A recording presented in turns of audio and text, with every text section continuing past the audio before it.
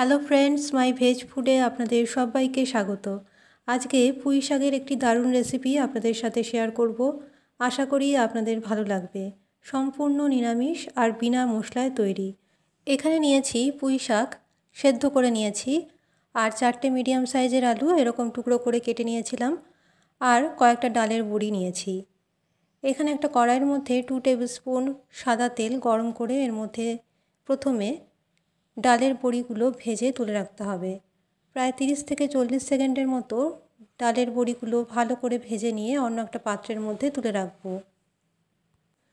পুঁই শাকের আজকের রেসিপি কিন্তু দুর্দান্ত স্বাদের। অবশ্যই বাড়িতে বানিয়ে দেখুন, আর গরম ভাতের সাথে এই রেসিপি খেলে আর কোনো রেসিপিরই দরকার নেই। আশা করি আজকের রেসিপি আপনাদের খুবই ভালো লাগবে।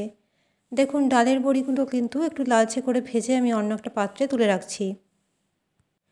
বড়ি ভেজে রেখেছিলাম যেই কড়াইতে, সেই কড়াইতেই তেল ছিল, তার মধ্যেই দিয়ে দিলাম একটা শুকনো লঙ্কা ফাটিয়ে, আর দিয়ে দিচ্ছি 1/2 চামচ পাঁচফোড়ন আর 1/2 চামচ রাঁধুনি। ফোড়ন থেকে ভালো গন্ধ বেরোলে এর মধ্যে দিয়ে দিচ্ছি সেদ্ধ করে রাখা পুঁই শাক আর আলু। এবার এর মধ্যে দিয়ে দিচ্ছি স্বাদ অনুযায়ী লবণ আর 1/2 চামচ হলুদ গুঁড়ো। এবার লবণ আর হলুদ দিয়ে খুব ভালো করে মিক্স করে নিতে হবে আর একটু নেড়ে চেড়ে নিতে হবে। দেখুন, পুঁই শাক আর আলু একসাথে ভালো করে নেড়ে চেড়ে নিচ্ছি কিছুক্ষণ। এর মধ্যেই দিয়ে দিচ্ছি ভেজে রাখা ডালের বড়ি। এখানে বলে রাখি, আমার চ্যানেলের সব রেসিপি সম্পূর্ণ নিরামিষ, পেঁয়াজ রসুন ছাড়া তৈরি করা হয়। তাই নিরামিষ খেতে পছন্দ হলে বা নিরামিষ ভোজি হলে আমার চ্যানেলটি সাবস্ক্রাইব করে রাখতে পারেন। সাবস্ক্রাইব করে পাশের বেল আইকনটি প্রেস করে অল নোটিফিকেশন অন করে রাখবেন, তাহলে যখনই কোনো রেসিপি আপলোড করব আপনারা সেটা সঙ্গে সঙ্গে দেখতে পাবেন। একটা ঢাকা দিয়ে ঢেকে রাখলাম 5 মিনিটের মতো।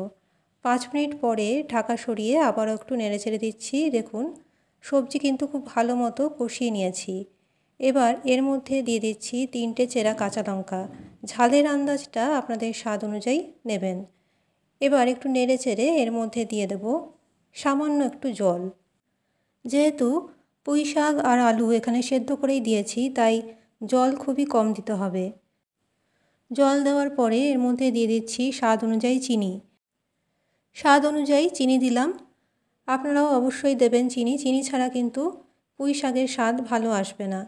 এবার চিনি দিয়ে ভালো করে নেড়ে চেড়ে আবারও একটা ঢাকা দিয়ে ঢেকে রাখবো 5 মিনিটের মতো। এই সময় গ্যাসের ফ্লেম সম্পূর্ণ মিডিয়ামে করে দিয়েছি। 5 মিনিট পর ঢাকাটা সরাচ্ছি। এবার একটু নেড়ে চেড়ে নিতে হবে, আর নেড়ে চেড়ে 1 মিনিটের মতো ঢাকা দিয়ে রেখে দেবো গ্যাসের ওভেন অফ করে।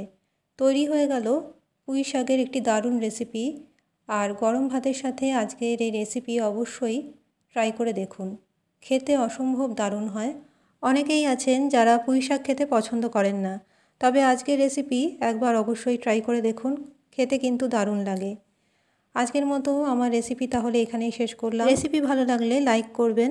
ভালো থাকবেন, সুস্থ থাকবেন। নমস্কার।